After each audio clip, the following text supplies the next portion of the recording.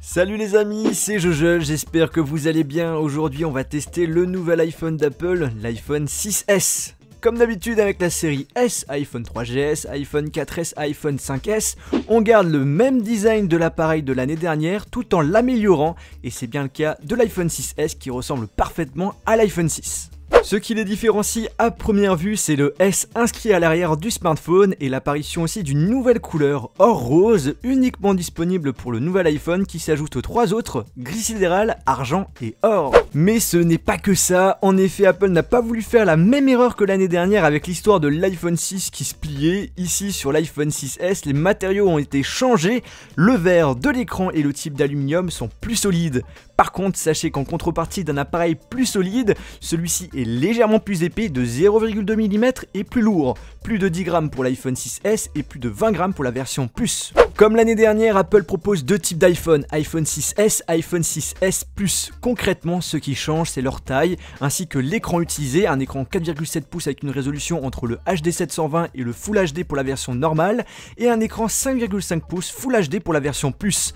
Il n'y a pas de réel changement en ce qui concerne les caractéristiques et les performances, mais si vous souhaitez connaître les réelles différences entre ces deux appareils, je vous invite à aller voir ma vidéo de comparaison qui est dans la description. Sur ce nouvel iPhone, pas d'amélioration au niveau de l'écran, mais une grande nouveauté, 3D Touch. L'écran est ici composé de plusieurs capteurs permettant de détecter la pression de nos doigts, offrant ainsi une toute nouvelle façon d'utiliser son iPhone, puisque cette technologie ajoute énormément de fonctionnalités à iOS 9, le nouveau système d'exploitation d'Apple. Par exemple, dans le Springboard, en appuyant fort sur certaines applications, quelques raccourcis vont s'afficher. Sur téléphone et messages, on vous affiche vos contacts favoris, vous pouvez ainsi contacter rapidement ces contacts sans forcément perdre votre temps en rentrant sur ces applications. Sur l'appareil photo, vous pouvez choisir de prendre un selfie, une vidéo normale, de faire une vidéo ralentie ou encore de prendre une photo rapidement. 3D Touch, ce n'est pas que ça, on peut aussi prévisualiser tout type de contenu sans avoir à les ouvrir. Par exemple, on nous affiche l'aperçu d'un email, d'un site internet, d'une carte et j'en passe grâce à une légère pression. La pression du doigt est aussi utilisée pour naviguer rapidement entre les applications en arrière-plan. Pour cela, on appuie à gauche de l'écran et vous allez un petit peu vers la droite tout en appuyant fort. Et là, vous allez pouvoir passer en vue multitâche.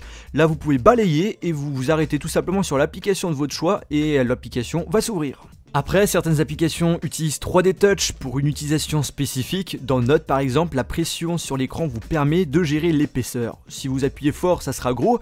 Si vous appuyez légèrement, ça sera fin.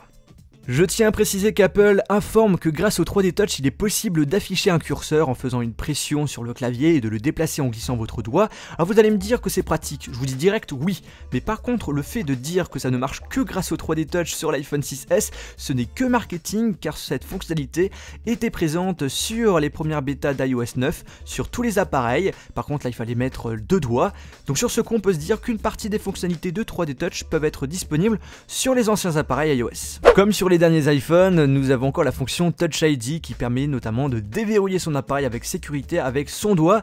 Ici ça a été amélioré, alors déjà qu'avant c'était rapide, et bien là la détection est vraiment super méga rapide, c'est presque instantané. L'iPhone 6S fait-il partie des meilleurs smartphones en termes de qualité photo et vidéo? Apple ces dernières années nous faisait savoir qu'il était inutile d'augmenter de 8 mégapixels pour l'appareil photo.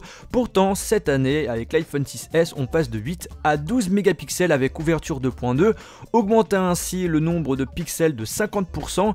L'objectif a été amélioré pour vous proposer une prise photo et vidéo plus rapide et surtout des meilleurs résultats en faible luminosité.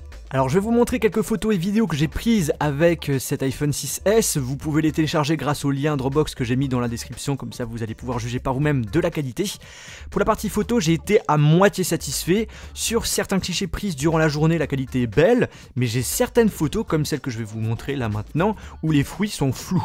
Alors est-ce que c'est un bug qui va être corrigé via une mise à jour? J'en ai aucune idée, si j'ai quelques informations à ce niveau-là, j'en parlerai dans la description. En faible luminosité, malgré l'apparition de grains, la qualité est convenable et le flash est très efficace pour les photos prises dans les lieux très sombres. L'apparition des 12 mégapixels permet aussi à l'iPhone de filmer en 4K. Malheureusement, sur votre iPhone 6S, il ne sera pas possible de regarder vos vidéos 4K avec une qualité 4K, car l'iPhone possède au maximum une résolution Full HD avec l'iPhone 6S Plus.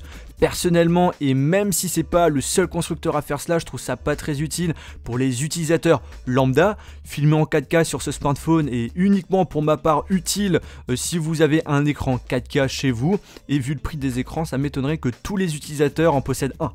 La qualité vidéo par rapport à d'autres smartphones haut de gamme, franchement c'est super. Les prises vidéo en déplacement, c'est vraiment excellent.